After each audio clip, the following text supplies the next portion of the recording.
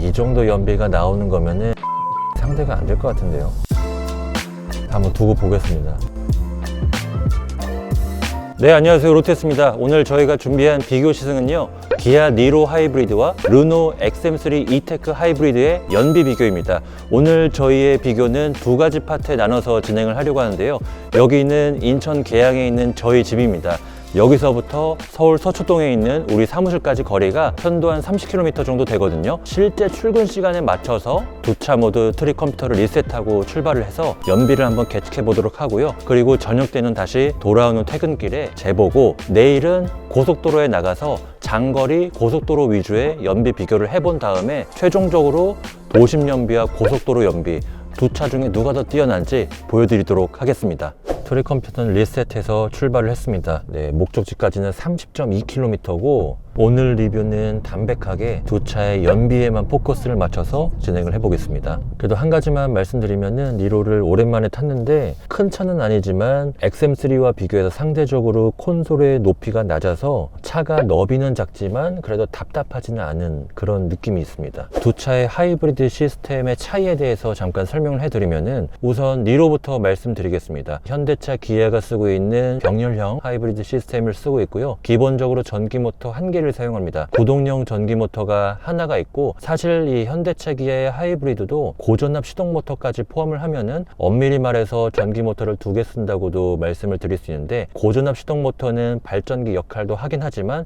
그 역할이 직병렬 방식과 비교해서는 조금 제한적입니다. 가장 큰 역할을 하는 거는 구동용 전기 모터인데요. 이 니로에 적용된 구동용 전기 모터는 가속할 때는 전기 모터만 독립적으로 움직여서 바퀴를 구동하거나, 감속 또는 제동할 때는 구동용 전기 모터가 역방향으로 돌면서 발전기 역할을 하거든요. 그래서 감속이나 제동할 때는 발전기를 돌려서 배터리를 충전시켜주는 역할도 하고 있습니다. 그래서 주행 중에 엔진이 가동될 때 엔진이 바퀴에도 힘을 뿌려주고요. 동시에 엔진이 발전기를 돌려서 배터리도 충전시켜주는, 전기 모터는 하나지만 엔진이 두 가지를 할 수 있기 때문에 상당히 효율적이고요. 자, 그리고 다른 현대차 기아 하이브리드 모델과 비교해서 첫 번째는 그린존 드라이브 모드입니다. 현재 니로에만 적용된 기능인데, 이 차에 적용된 내비게이션 맵 데이터와 연동해서 차가 좁은 골목길이나 주택가를 가거나 아니면 어린이 보호구역을 가거나 주차장 같은 데를 들어갈 때 그린존 드라이브 모드라는 거를 스스로 활성화해서 강제로 EV 모드로만 주행하도록 그렇게 세팅을 해놨습니다. 저속에서는 진짜 이 차의 EV 모드 개입의 비중이 높다 보니까 이전보다 전기차에 더 가까워진 것 같은 느낌이 들고, 그리고 제가 어제 차를 받아서 이제 퇴근하면서 오는데 배터리 잔량이 거의 절반 이하로 떨어지는 경우가 없었습니다. 두 번째로 말씀드릴 수 있는 게 바로 이 스티어링 휠 뒤에 달린 패들 시프터인데요. 회생제동 시스템의 강도를 4단계로 조절할 수 있는 시스템입니다. 순수 전기차랑 완전히 동일한 사양인데요. 레벨 0는 그냥 일반적인 상태고, 레벨 1부터 레벨 4까지 조작할 수 있거든요. 점점 이제 레벨 4로 갈수록 회생제동 시스템이 강하게 개입해 있는, 그래서 마치 전기차처럼 가속 페달에서 발을 떼는 것만으로도 어지간한 감속은 다 할 수 있는 그런 모드가 니로 하이브리드에도 탑재가 되어 있어서, 특히 가다소다 반복되는 도심에서는 이 배터리의 회복 속도가 굉장히 빠르더라고요. 그래서 어제 퇴근할 때는 정체 구간이 상당히 길었음에도 불구하고 연비를 28.5km를 기록했거든요. 그래서 오늘 결과가 상당히 기대가 됩니다. 엔진 열이 충분히 올라오다 보니까 EV 모드가 이제 적극적으로 개입되기 시작했고요. 원래는 제가 그 작전역에서 바로 경인고속도로 쪽을 타거든요. 일정 속도를 유지하는 것보다는 이렇게 신호도 좀 걸리고 가다소다 반복되는 도심 구간에서 연비를 재는 게 더 재밌을 것 같아서 일부러 좀 시내길로 한번 돌아가 보도록 하겠습니다. 자, 아침에 통행량이 조금 많은데 니로는 저속에서 EV 모드가 아주 적극적으로 개입이 되다 보니까 생각보다 연비 올라가는 게 굉장히 빠르네요. 제가 타고 있는 DM8 하이브리드와 비교해도 연비가 2에서 3km는 더 높게 나오고 있습니다. 제가 계속해서 타고 있는 시승차마다 연비가 어떻게 나오는지 이거를 명확하게 비교가 되더라고요. 그 중에서도 이 니로는 현재까지 타본 중에 있는 동일 구간에서는 연비는 가장 높게 나오고 있습니다. 네, 이런 언덕길에서는 가솔린 엔진하고 전기 모터가 같이 밀어줘서 뭐 아주 답답하다고는 말씀을 못 드리겠지만 아주 뭐 차가 시원스럽게 나간다 이런 차는 절대 아닙니다. 자, 그리고 XM3 하이브리드 시스템은 니로와는 완전히 구성이 다릅니다. 전기모터 두 개를 사용하는 직병렬 하이브리드 시스템인데요. 직병렬 방식을 쓰고 있는 제조사는 하이브리드 원조인 도요타가 있죠. 그런데 이 같은 직병렬 시스템이긴 하지만 토요타와 르노에도 커다란 차이가 있습니다. 르노의 하이브리드 시스템은 36kW 구동형 전기모터와 15kW 고전압 시동모터 이렇게 두 가지로 나누는데, 우선은 전기모터가 두 개다 보니까 달리면서 구동과 충전을 모터의 역할을 나눠서 두 가지를 동시에 할 수 있는 게 특징이고요. 그리고 도요타 같은 경우는 변속기가 없는 대신에 동력 분할 기구를 통해서 이 전기 모터를 제어해서 전기 모터가 변속기 역할도 겸하는 ECVT 시스템을 쓰고 있습니다. 반면에 이 XM3 E-TEC 하이브리드는 변속기가 있습니다. 도요타와 가장 큰 차이라고 할 수 있는데요. 그런데 이 변속기 자체도 조금 독특하거든요. 엔진은 4단 기어로 제어하고 전기 모터는 2단 기어로 제어합니다. 멀티모드 트랜스미션이라고 하는데, 근데 뭐 일반 소비자분들 입장에서는 이런 구조적인 차이보다는 사실 결과를 더 중요하게 생각하시기 때문에 니로의 방식과 XM3의 방식 두 가지의 차이가 있는 것은 알겠지만, 결과적으로 출퇴근할 때 어떤 차의 연비가 더 잘 나오느냐, 이게 가장 궁금하실 것이기 때문에 어떤 차가 연비가 더 잘 나오는지 투명하게 비교해 보도록 하겠습니다. 일단은 구조적으로는 XM3가 유리한 면은 있습니다. 이 전기 모터가 두 개고 역할을 분리를 해놨기 때문에 전기 모터를 주행하는 동안에 또 엔진은 발전용 모터를 돌려서 배터리를 충전시켜 줄 수도 있거든요. 배터리 잔량이 부족한 상태에서는. 그래서 르노 코리아의 설명에 따르면은 특히 시내 주행을 할 때 전체 주행의 75%는 EV 모드로만 주행을 할 정도로 전기차에 굉장히 가까운 하이브리드라는 점을 강조를 많이 하시더라고요. 반면에 저 XM3 하이브리드에 적용된 엔진이 최고 출력이 80마력대밖에 안 됩니다. 물론 전기 모터와 조합한 합산 출력은 많이 올라가게 되는데, 이 엔진 자체 출력은 낮다 보니까 고속에서 상대적으로 전기 모터가 개입이 좀 안 됐을 때 엔진으로만 달릴 때도 있거든요. 그 상태에서는 엔진의 출력이 낮다 보니까 고속 주행을 굉장히 좀 버거워하는 측면이 있습니다. 그래서 일단 명확한 수치 비교 전에 제가 예상하는 결과는 시내 주행은 XM3가 잘 나오고 고속은 니로가 잘 나올 것이다, 이렇게 예상을 하고 진행을 해보도록 하겠습니다.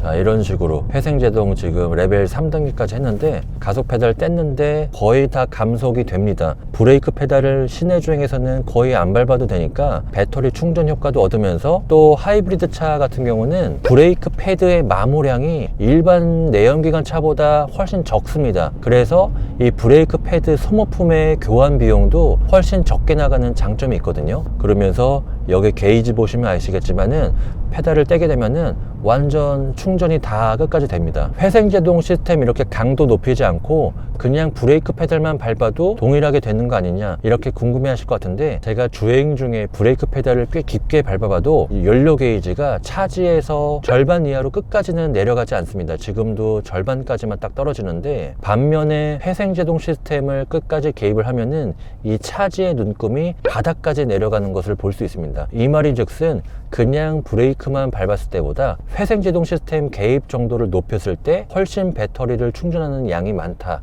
이렇게 이해하시면 되겠습니다.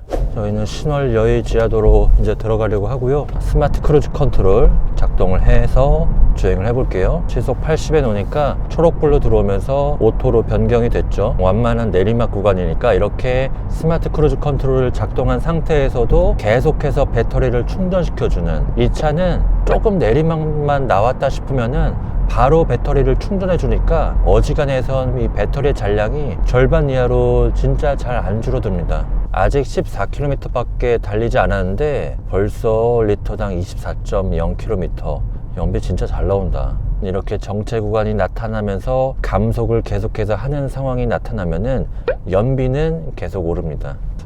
근데 제가 지금 느낌이 쎄한 게 XM3 상대가 안 될 것 같은데요. 지금도 저희가 그 신월 여의 지하도로에서 EV 모드의 가동 시간이 상당히 길었거든요. 게이지 보시면은 배터리 잔량 눈금이 절반보다 조금 더 많습니다. 이 정도로 체력 회복 속도가 빠르기 때문에 배터리가 어지간해서는 절반 이하로 잘 안 줄어듭니다. 자, 지금 제동하고 있는 상황에서는 회생제동 시스템을 통해서 계속 배터리를 충전시켜주고, 저속에서 출발할 때는 전기 모터만으로 바퀴를 구동하고 있거든요. 또 반대로 페달에서 밟대면은 바로 배터리 충전시켜주고 또 모터로만 달리고, 엔진은 거의 잘 작동하지 않네요. 근데 제가 이렇게 가속을 해보면 엔진이 같이 들어오죠. 제가 그래픽을 좀 영상으로 보여드리고 싶은데 워낙 이 차는 발만 떼면은 전기 모터 바로 EV 모드 개입되다 보니까 이걸 보여드리기가 쉽지 않네요. 자, 사무실에 진입을 했고요. 지하 주차장까지 들어가서 최종적으로 보여드리겠습니다. 서도영 기자가 타고 온 XM3인데 24.1km가 나왔습니다. 니로는 리터당 24.6km를 기록했으니까 생각보다 두 차의 차이가 별로 안 났네요. 0.5km 차이인데 이거는 뭐 운전자의 어떤 발 컨트롤이라든지 주행 습관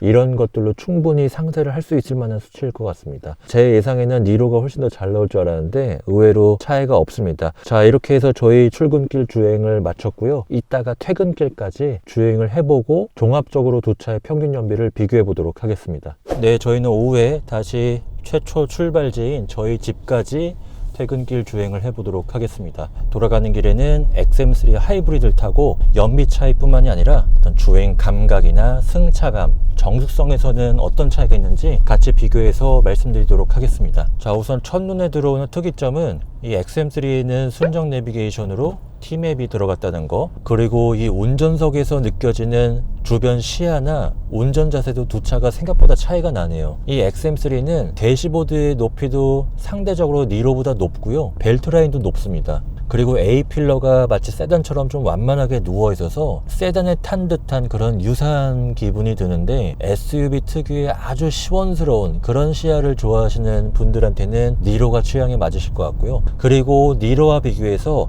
이 기어 레버, 센터 콘솔의 높이가 거의 뭐 세단처럼 올라와 있거든요. 이렇게 팔꿈치에 올리고 뭐 이런 것들을 조작했을 때 기존의 세단을 타신 분들은 운전 자세가 그렇게 어색하지 않으실 겁니다. 그리고 이 내비게이션 모니터가 거의 계기판과 일직선상에 있거든요. 물론 니로도 마찬가지지만 니로는 높이가 조금 낮게 있습니다. 반면에 이 XM3는 세단처럼 조금 높이 올라와 있어서 그래서 운전하면서 이 내비게이션을 확인하는 거는 이 차가 좀 더 눈이 편하다는 느낌을 줍니다. 이 XM3는 헤드업 디스플레이는 현재 없고 니로 같은 경우는 헤드업 디스플레이가 있거든요. 도로에서 시선을 떼지 않고 헤드업 디스플레이로 확인할 수 있는 장점이 있다, 이렇게 설명드릴 수 있겠습니다. 저속에서 XM3 쪽이 정숙성은 훨씬 좋다는 생각이 듭니다. 풍절음도 잘 억제가 되어 있고 무엇보다 바닥에서 올라오는 소음이 굉장히 적거든요. 동급에서는 아마 유일할 것 같아요. 언더커버가 뒤쪽까지 꼼꼼하게 감싸져 있는 이런 풀 언더커버는 사실 소형 SUV급에서는 잘 적용을 하지 않는데 확실히 그 효과가 제가 저속에서 출발할 때부터 좀 느껴지는 것 같아요. 아무래도 니로 같은 경우는 정숙성적인 측면에서는 그렇게 막 조용한 차는 절대 아니라고 생각이 들거든요. 바닥에서 올라오는 소음도 제법 들리고 타이어 소음이, 지금 이 차 같은 경우는 동일하게 주행을 했지만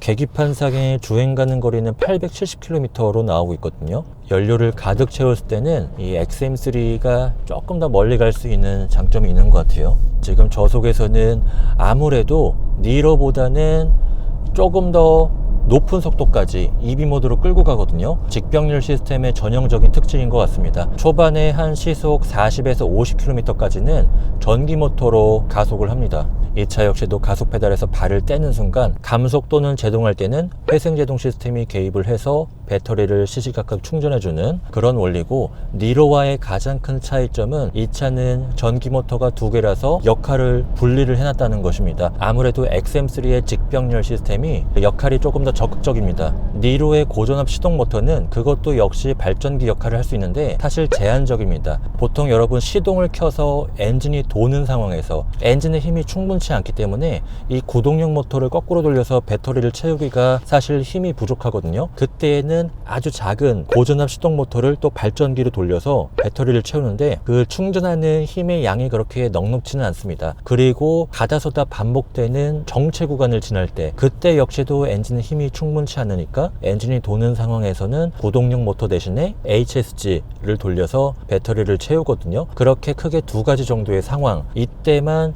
HSG 아주 작은 모터를 돌리게 되고 나머지 상황에서는 구동력 모터의 역할이 가장 큽니다. 니로는. 반면에 이 XM3는 구동력과 충전력 모터의 역할이 조금 더 적극적으로 설계가 되어 있습니다. 그래서 달리면서 이 각각의 모터가 각자 맡은 업무를 할 수 있으니까 달리면서 구동과 충전을 동시에 할 수 있는, 물론 니로도 엔진이 두 가지 일을 할 수 있는 것은 맞는데 이 XM3는 모터가 두 개라서 조금 더 적극적으로 일을 분배해서 할 수 있다. 지금 뭐 EV 모드로 거의 뭐 63km까지 EV 모드로만 끌고 가는데 절대 느리게 주행을 하는 게 아니라 EV 모드에서도 이 모터의 힘이 충분하게 나오기 때문에 지금 같은 경우는 시속 63km까지 EV 모드로 시원하게 발진하는 모습을 볼 수 있습니다. 그리고 제가 지금 속도를 조금 높여서 달리고 있는데 일단 정숙성은 확실히 니로보다 좋다, 이렇게 말씀드릴 수 있겠고, 대신에 이거를 조금 깨는 부분이 있거든요. 전기 모터로 달릴 때는 정말 조용하지만 중고속에서 엔진이 깨어났을 때 이 엔진 회전수가 상당히 높게 도는데 이때는 조금 시끄러운 엔진 소음이 실내로 들어오거든요. 여기 보시면 기어 레버가 있는데 뒤에서 하나로 뒤로 밀면은 B 모드가 작동을 합니다. 이게 바로 회생제동 모드인데요. 이 상태에서는 가속 페달에서 발을 떼게 됐을 때 회생제동 시스템이 강하게 개입하는 그런 모드거든요. 동시에 배터리 충전을 할 수 있는 그런 시스템이 탑재가 되었는데, 근데 이 회생제동 시스템이 개입을 할 때 이게 승차감을 상당히 떨어뜨리고 불쾌한 면이 있거든요. 니로는 좀 작동이 투박했습니다. 레벨 1, 2에서도 초반에 어느 순간 갑자기 훅 하고 끌어당기는 그런 불쾌한 느낌이 있는데, 이 XM3는 D 모드에 두고서 제가 가다사다 반복되는 그런 구간에서 가속 페달에서 뗐을 때 점진적으로 제동력을 끌어내거든요. 그래서 오히려 불쾌한 느낌은 이 차가 훨씬 적습니다. 두 번째로 말씀드릴 수 있는 부분은 승차감입니다. 이번에 나온 니로는 이 서스펜션을 타고 올라오는 그런 느낌이 탄탄해졌구나, 이런 느낌이 많이 들거든요. 반면에 이 XM3는 조금 더 부드러운 편에 속합니다. 그리고 이 엉덩이 아래쪽에 방음이 잘 되어 있다 보니까 묵직하면서 어떤 날것의 거친 느낌은 없는, 이 차체 사이즈를 빼고 오로지 소리와 감각으로만 설명을 해보면 어떤 경쾌한 작은 차에 탔다는 느낌보다는 조금 체격이 큰 차에 탄 느낌? 그런 느낌도 살짝 듭니다. 그래서 이런 부분들은 이 운전자, 소비자분들의 취향에 따라 선택하실 수도 있는 부분인 것 같아요. 조금 젊으신 분들이나 연비도 연비지만 적당히 운전하는 재미도 좀 있는 차, 그런 차가 더 좋다는 분들은 니로가 취향에 더 맞으실 것 같고요. 반면에 나는 좀 더 조용하고 서스펜션도 조금 부드럽고 이런 차가 훨씬 더 마음에 들어, 이런 분들한테는 XM3가 더 좋은 선택일 것 같습니다. 저희는 다시 신월 여의 지하도로 들어가고 있고요. 현재까지 리터당 21.4km 기록하고 있습니다. 자, 지금 이 차도 어댑티브 크루즈 컨트롤이 들어가는데 작동 한번 해볼까요? 지금 달리고 있는 도로의 제한 속도인 80까지 높여보겠습니다. 차간 거리는 1단계로 맞춰볼게요. 자, 그리고 이 차도 차로 중앙 유지 보조 시스템이 작동하고 있어서 차선 정중앙을 유지할 수 있는 니로와 동일하게 탑재가 되었습니다. 그래서 제가 니로 타면서도 말씀드렸지만은 출퇴근할 때 이 정체 구간들 지나갈 때 고속도로 위주의 어떤 장거리 주행을 할 때도 이 운전자의 주행 피로감을 낮추는데 굉장히 좋은 역할을 해주는 장비라고 할 수 있습니다. 네, 저희는 다시 경인고속도로 올라왔고요. 현재까지 기록하고 있는 연비는 리터당 22.1km 기록하고 있습니다. 최종 목적지까지 쭉 가서 과연 니로가 이길지 XM3가 이길지 저도 참 궁금한데 최종 목적지에 도착해서 결과를 보여드리도록 하겠습니다. 자, 저희는 다시 아침에 출발했던 저희 집에 되돌아왔습니다. 아침에는 결과가 니로는 24.6, XM3는 24.1이 나왔는데요. 돌아올 때는 결과 차이가 조금 났습니다. 먼저 니로는 리터당 25.0km가 나왔고요. XM3는 22.7km가 나왔습니다. 두 차의 차이가 한 2.3 정도 차이가 났는데, 자, 이런 결과 차이에서 저는 이런 결론을 도출할 수 있었습니다. 오히려 막히는 정체 구간에서는 이 XM3 같은 경우는 EV 모드의 개입 시간이 많기 때문에 두 차의 상대적인 연비 차이가 거의 안 났지만, 반대로 돌아오는 길은 저희가 조금 일찍 출발해서 통행량이 굉장히 원활했습니다. 나름 중고속으로 달렸는데 이 상태에서 니로의 병렬형 시스템은 고속에서도 EV 모드가 적극적으로 개입이 되는 반면 XM3의 직병렬 시스템은 상대적으로 저속과 비교해서 고속에서는 EV 모드가 그렇게 많이 개입이 되지 않기 때문에 아마 이런 결과 차이가 나지 않았나 이렇게 생각이 됩니다. 자, 오늘 출퇴근 연비 리뷰는 여기서 마무리하도록 하고 저희가 내일은 아예 고속도로로 나가서 두 차의 고속 연비도 동일하게 비교해 보도록 하겠습니다.